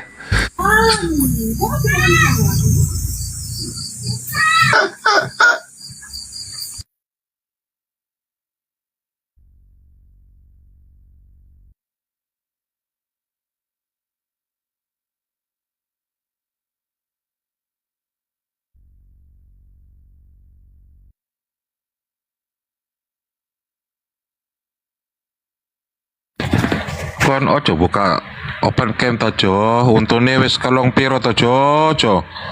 Elek kon. Aduh, ireng pisan. Nah ya tutupan piye kalian nutup ora iso nutup. Waduh. Mau tak buka Cocok. langsung enek buka gambar iki piye. Tutupan Wong kok. Jawa pindah nang Manado. Terus mirakno babi cuman dodolan babi. Waduh Jojo. Saman kok yo ngono hos, mbok sekali-sekali aku mengerti. Selamat Lek malam, Hos. Tuhanku mau iso pindah, saiki kan Tuhanku wis pindah.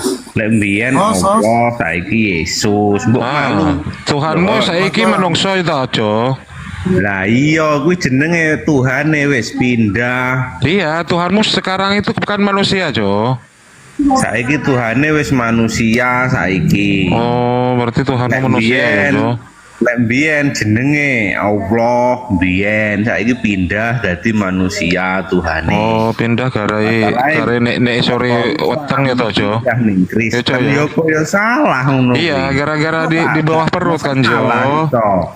Pindah Tuhan masuk gak Lanjut Bang oleh. Gores, sudah teleponnya Bang Gores. Hos, saya mau tanya Hos. Bang Gores. Malam. Hos, Ya, Islam apa Kristen? ya aku Muslim lah. Oh ya, saya turun ya. Tidak guna saya di sini. Loh, kenapa emangnya? Beti deh, Jo. Ya apa sih, Jo? Paling kok seneni paling kok. Loh, sapa sing nyeneni? Aku ket mari maghriban, Jo. Paling gara-gara iki paling. Oh, tinang Bang Gores iki lho. Iya, paling Bang Kores lek ngomong kekerengen deh. Ini Melayu. Kang Dito. Loh, lagi ngisor kan nek tamune ikuti piye ditutul.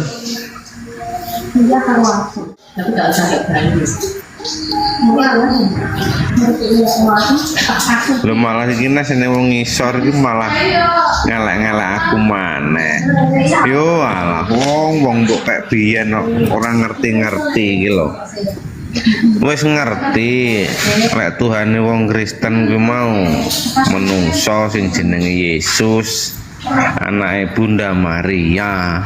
Kok ya cek ora paham-paham iki lho. Tejo waras gung kowe. Piye ngene iki?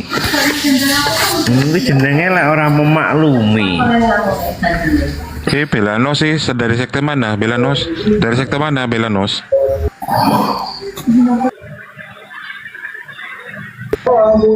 Baru masuk nih bang, baru masuk. Iya, Kristen kan? Belanos Kristen. Kristen lah bang, Katolik apa Protestan? Protestan. Iya. Bang Gores sudah monitor Bang Gores?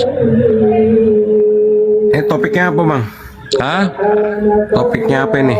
Ya, topiknya Tuhan, Yesus itu Tuhan apa manusia? Ya Tuhan sekaligus juga manusia, itu yang benar bang. Loh, kata Tejo dia manusia, tapi dituhankan. Enggak lah. Hah? Manusia Itu yang manusia. Sumbernya Dan si Tejo Jejaka kalau sumbernya pikiran baru gosok gigi Gurunda ini nih apa on? Gurunda, assalamualaikum. Waalaikumsalam warahmatullahi wabarakatuh. Ya Gurunda, ini ada pasien 2, silakan. Hari ini makan tape singkong. Aduh, giginya tinggal berapa kau Jo? Waduh.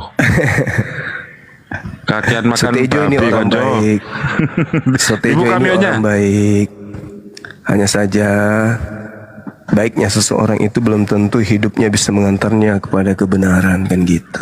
Itu Gurunda. Giginya tinggal berapa itu Gurunda? Lihatan. Wah, tuh.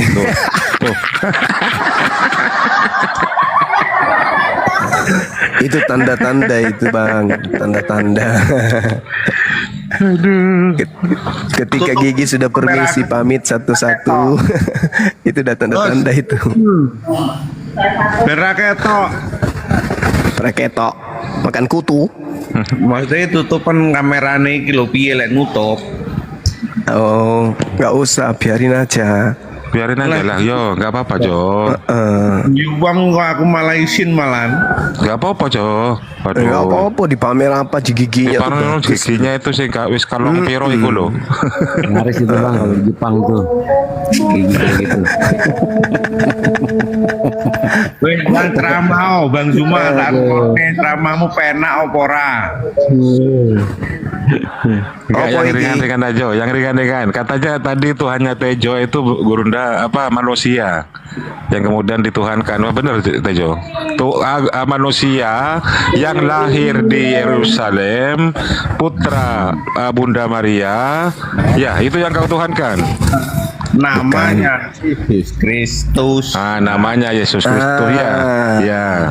Jadi sebenarnya yang dituhankan Saudara Setejo ini adalah dewa yang nuzul menjadi manusia. Filipi 2 nomor 6, nomor 7, nomor 8.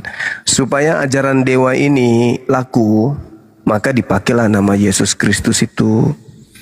Kalau masih menggunakan nama Hercules, nama Zeus, siapa yang mau imani? Nggak ada yang mau imani. Tapi karena dengan menggunakan nama Yesus Kristus yang datang di tengah Bani Israel banyak melakukan mukjizat, maka banyak orang yang kemudian percaya gitu. Coba aja ganti Bibelnya namanya bom-bom di situ. Akulah bom-bom yang kau niaya. Nggak ada yang mau percaya. Makanya Yesus itu kan di awal berkata, waspadalah kepada penyesat yang datang kepadamu. Penyesat itu tanda-tandanya apa guru?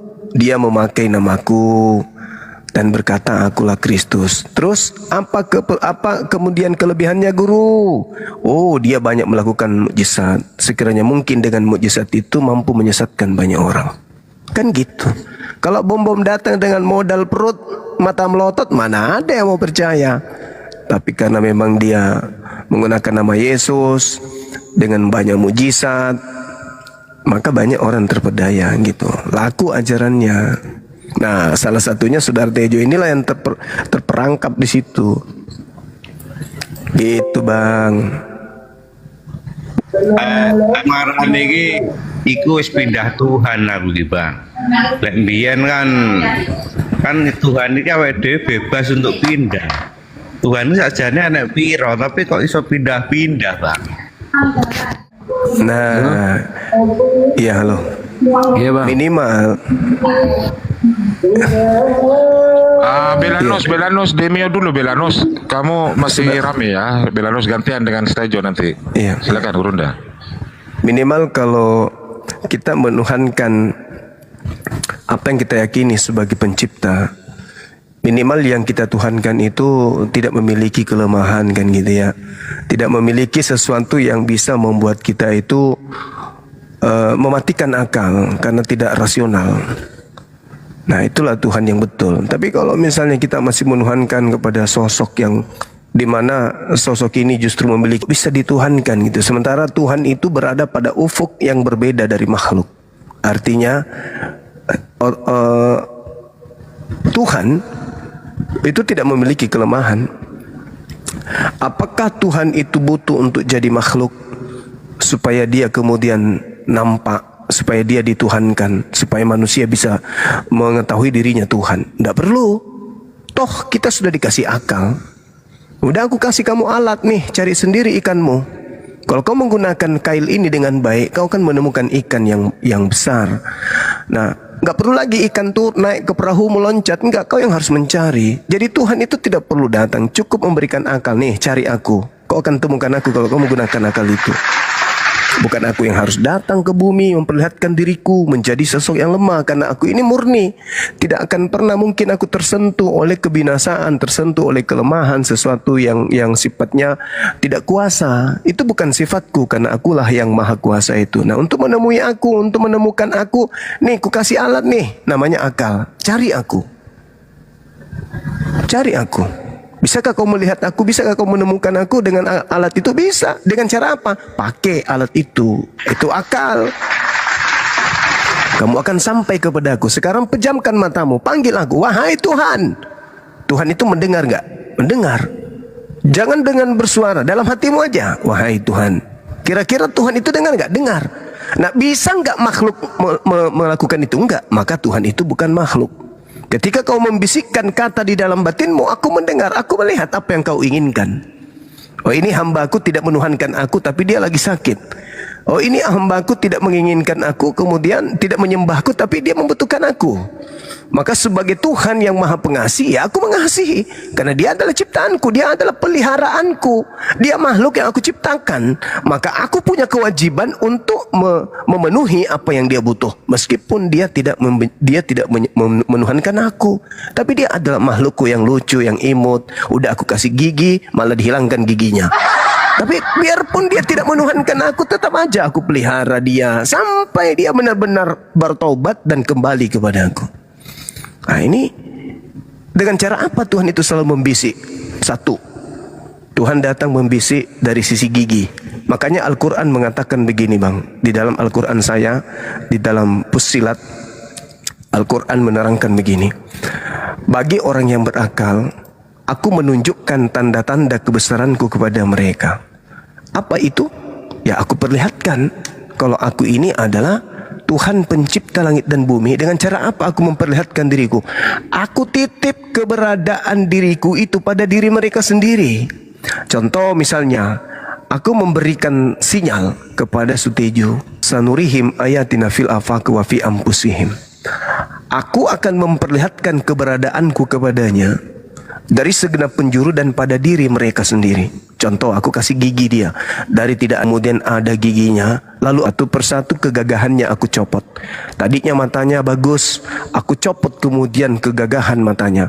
Dan tadinya kemudian kupingnya bagus, aku copot kemudian kegagahan kupingnya. Yang tadinya ususnya bagus, bisa menerima seluruh makanan sedikit-sedikit, aku ambil itu.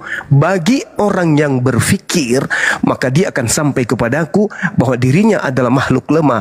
Dia membutuhkan kemudian Sang Yang Maha Kuasa untuk menjadi tempat perlindungannya. Itu kata Quran tuh. Jadi kita orang yang berakal ini setelah dititipkan akal, dengan melihat uban ada, dengan melihat kumis mulai putih, jenggot sudah mulai putih, itu sinyal. Oh, ada yang tidak bisa aku lawan. Apa itu?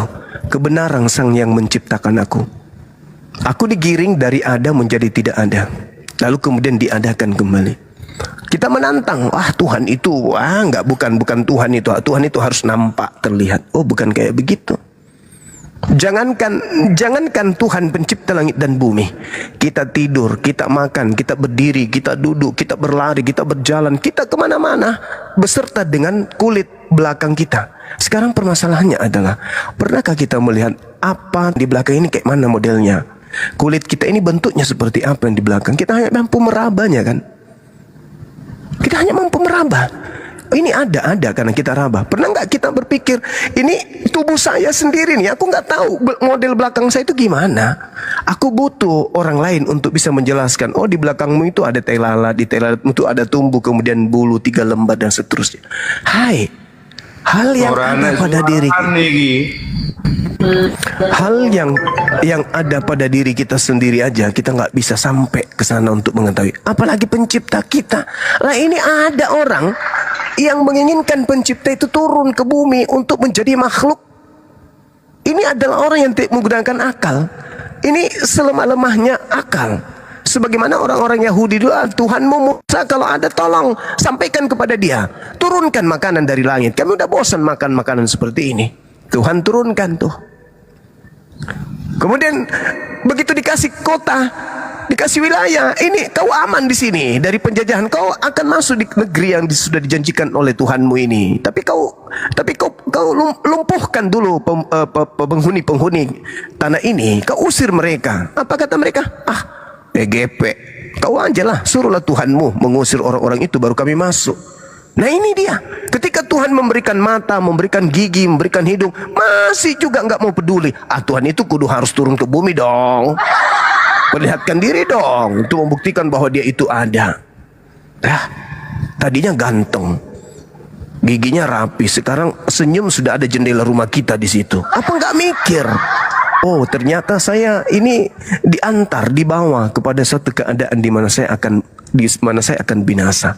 Pada saat aku binasa, kemana hendak aku kemudian menorehkan harapan untuk hidup kembali? Yesus, nggak mungkin. Yesus hanya menjanjikan keselamatan kepada Bani Israel bagi yang percaya Yesus sebagai Rasul, utusan Tuhan. Itu yang selamat. Lawang Kristen ini gimana? Diusir. Kenapa? Karena Kristen terlalu berani menggantikan kedudukan pencipta langit dan bumi dengan melantik sosok yang keluar dari kubur sebagai Tuhan yang turun ke bumi menjadi makhluk. Ini batil, sangat-sangat batil. Bukankah Tuhan itu ada tanpa dia harus ke bumi? Bukankah pencipta langit dan bumi itu ada sebelum segala sesuatunya ini ada? Ada. Nah, bolehkah kita mengatakan bahwa Tuhan itu nggak ada? Disebabkan karena dia tidak pernah nusul ke bumi. Padahal jelas-jelas dia mengadakan semuanya ini. Apakah akal kita tidak kebuka? Misalnya nih, umat Islam mengatakan Tuhan itu ada, tapi umat Islam tidak pernah mengatakan Tuhannya turun ke bumi menjadi makhluk. Tapi umat Islam mengakui sampai mati, mereka malah bersaksi, aku bersaksi tiada Tuhan selain Allah. Mana Allah itu? Ada, bisa dilihat? Gak bisa. Terus gimana umat Islam menentukan bahwa Tuhan itu ada? Cukup dengan melihat alam semesta ini, cukup dengan memikirkan ciptaannya, cukup untuk melihat dirinya sendiri. Susah tidur, susah makan, kadang sakit kepala, kadang sakit perut, kadang ada masalah, masalahnya anak, masalah rumah tangga, bla bla. Ini apa kok seribet begini? Artinya bahwa manusia itu punya kelemahan dan ada esensi yang maha kuat yang tidak punya kelemahan. Itulah dia Tuhan. Haruskah kita melihatnya? Enggak. Tuhan itu ada, meski kita lihat. Nah, bagaimana dengan Kristen? Tuhan itu ada enggak sebelum dia menjadi manusia? Ada. Terus untuk apa dia menjadi manusia? Untuk menebus dosa-dosa manusia. Loh, emang Tuhan tidak bisa menebus dosa, menghapuskan dosa tanpa dia harus turun ke bumi? Kan bisa toh? Bisa. Dalil banyak di dalam Bible. Tuhan menghapuskan dosa. Bahkan Yesus mengatakan bertobatlah. Apa itu maksudnya bertobat? Artinya kalau Yesus mengajarkan bertobat, berarti tidak perlu dia mati di atas tiang salib. Gak perlu. Dia cukup mengajarkan bertobat. Dan kalau konsep penebusan dosa itu benar, berarti sekarang orang Kristen tidak perlu lagi ibadah. Tidak perlu lagi kemudian dia katakan ini baik, ini yang salah. Kenapa? Mereka orang-orang yang sudah ditebus. Apalagi? Nah sekarang kalau mereka ditebus, dosa-dosa mereka ditebus, lalu mereka melakukan dosa lagi. Apa solusinya? Apakah Tuhannya mereka harus turun lagi menjadi bayi, dibunuh lagi di atas salib? Tidak bang. Lalu solusinya apa? Bertobat. Ya sama aja berarti. Berarti ujung-ujungnya bertobat. Sekarang kalau ada orang Kristen kemudian korupsi, berdosa enggak? Berdosa bang. Caranya untuk menghapus dosanya apa? Yesus kudu turun jadi bayi lagi? Enggak dong, kan cuma sekali. Terus dosanya yang sekarang ini yang dilakukan karena korupsi, gimana caranya? Bertobat.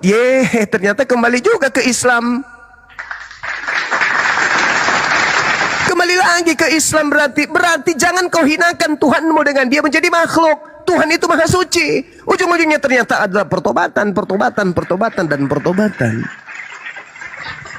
Udah kayak gitu aja. Jadi saudaraku, kita tidak akan pernah merasakan nikmatnya punya gigi kalau kita tidak pernah merasakan sakit gigi. Dengan orang merasakan sakit gigi, orang itu akan tersadar betapa nikmatnya punya gigi. Dulu ketika dia punya gigi, tidak pernah bersyukur kepada yang memberikan gigi. Giliran giginya sudah tak ada, baru dia menyesal. Kenapa dulu saya tidak mencintai gigiku seperti aku mencintai kekasihku? gitu. Ketika gigiku pergi baru aku mencari, oh gigi betapa indahnya jikalau masih menempel di gusi. Tapi karena gigi sudah pamit duluan, maaf ya Bang Tejo, aku pulang duluan, nanti kau nyusul ya. Iya katanya. Artinya yang tadinya tidak ada menjadi ada dan akan menjadi tidak ada lagi.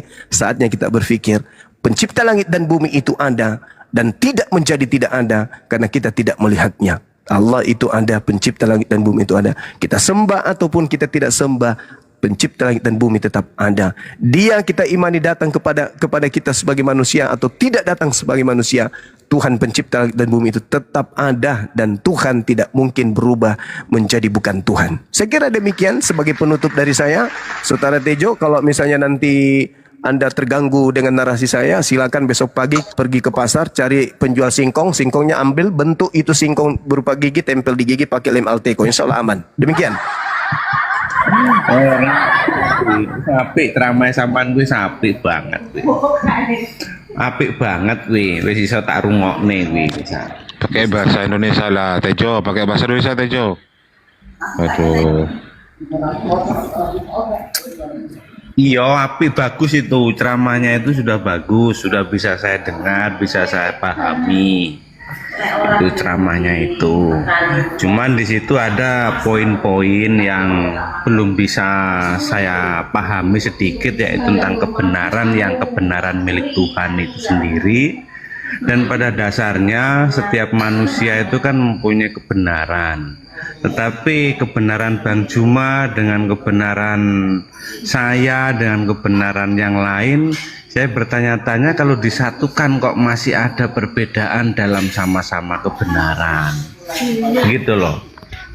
Jadi maksud saya itu bagaimana mau mempersatukan kebenaran yang hakiki yang tidak bisa dibantah atau yang bisa dipahami oleh semua orang, semua manusia, bahkan semua makhluk. Kebenaran apa yang ada di Bibelmu? Kebenaran apa? Kebenaran kalau Tuhan mau manusia, Bang, ya? Enggak, karena kan setiap orang itu memegang suatu Bible pasti dia berdasarkan kebenarannya kan, apa yang diyakini. Coba kebenaran apa di Bibelmu, coba satu tunjukkan. Loh, saya enggak berbicara tentang Bible saya. Nah, kebenaran itu kau ambil dari mana? Kebenaran contohnya begini loh, Bu, contohnya. Kalau Kristen yang jelas itu kan punya Bible, ya kan? Lah, yang jelas orang Kristen itu membaca Bibelnya itu dengan kebenarannya otomatis meyakini kebenaran. Kau sudah baca tuh? Coba artinya fakta-fakta ilmu, Bang. Tejo, di dalam Bibelmu Yesus itu bukan Tuhan. Saya tahu itu. Kesesatan.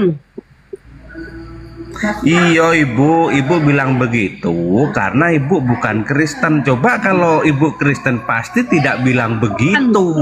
Berdasarkan Bibel. Iya saya tahu itu berdasarkan ibu. Tapi ibu berarti kebenaran yang kau maksud bukan itu, kebenaran semu palsu. Karena di Bibel mau nggak ada Yesus Tuhan, Bang, nggak ada. Jadi kau mengenal Yesus Tuhan. Kau mengenal Yesus Tuhan lewat apa?